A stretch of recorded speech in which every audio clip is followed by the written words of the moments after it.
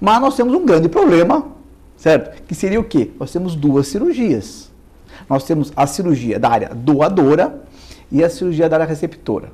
Que você é muito traumático? Nós temos quais as principais áreas intraorais, por exemplo, como um enxerto autógeno?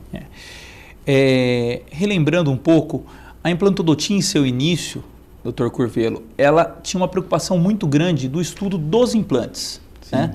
Estudar a macroestrutura, o desenho, o tipo de conexão, o tratamento de superfície, e passou anos estudando isso. Até porque, Brademar, que agora, o ano que vem, vão fazer 50 anos dos seus estudos. Com certeza. Né? Então, houve um avanço nesses 50 anos grande. Esse avanço foi enorme. Hoje, as empresas brasileiras, podemos citar até a Titânio Fix, por que ela tem esse sucesso sendo vendida em tantos países?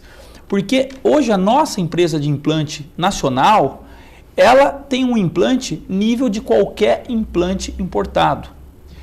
E os estudos atualmente se concentram em técnicas de devolver o tecido ósseo perdido, uma vez que esse assunto relacionado a desenho de implante, tipo de conexão, já está um pouco mais consagrado. Ocorre, lógico, certas mudanças, mas isso já está mais consagrado.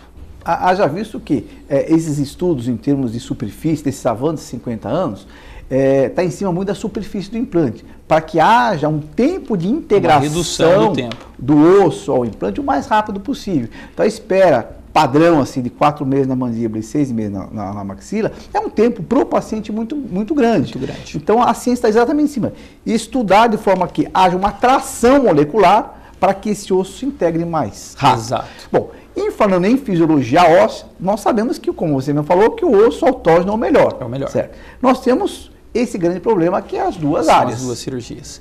A receptora, né, que vai receber. E a região doadora. E a região doadora. Então, é traumático o paciente falar que vão ter tirado um queixo, de uma mandíbula, de um ramo, porque é traumático. Então, se tiver um outro tipo, certo? Talvez seja um substituto do enxerto autógeno. Mas ainda com relação ao enxerto autógeno, qual que é uma área doadora padrão, assim, por exemplo, intraoral? Em relação à área doadora padrão, né, temos áreas doadoras intraoral, sendo mento, né, a região do queixo, como acabou de dizer, ramo mandibular, um pouco mais posterior, e região de túber, atrás do último dente lá na maxila.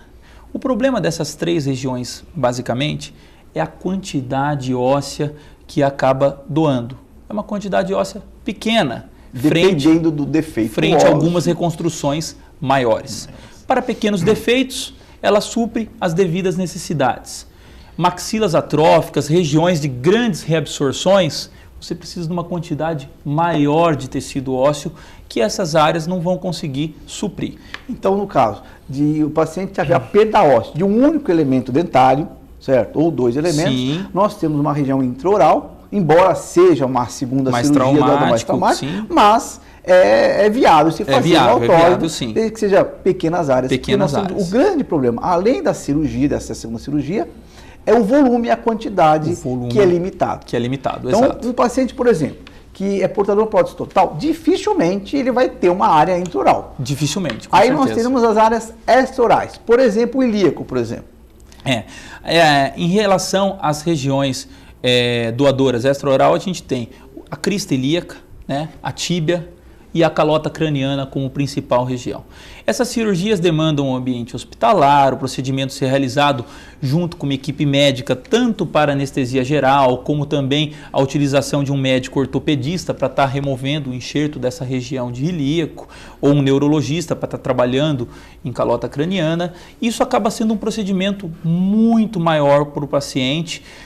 O custo financeiro também passa com certeza, muito elevado, né? Porque você tem que ter uma sala cirúrgica, você tem que ter uma equipe de enfermaria, de enfermagens, você tem que ter um ortopedista, você tem que ter um anestesista, então passa a ter um custo, não seja a melhor opção. A morbidade é maior, né? A morbidade, os riscos de complicações pós-operatórias acabam sendo maior, até mesmo pelo padrão de intervenção, e também os custos relacionados a toda a equipe envolvida no procedimento acaba sendo mais elevado. Mas o que ele fala sempre seria, em termos fisiológicos, a melhor opção, porque você está transportando células vivas do próprio paciente. Não tenha dúvida, em termos fisiológicos é um enxerto aí de uma qualidade muito alta, porque ele é um bom arcabouço e também tem células que vão participar ativamente na indução de um remodelamento ósseo, né? Na neoformação de um tecido ósseo que está faltando ali naquela região.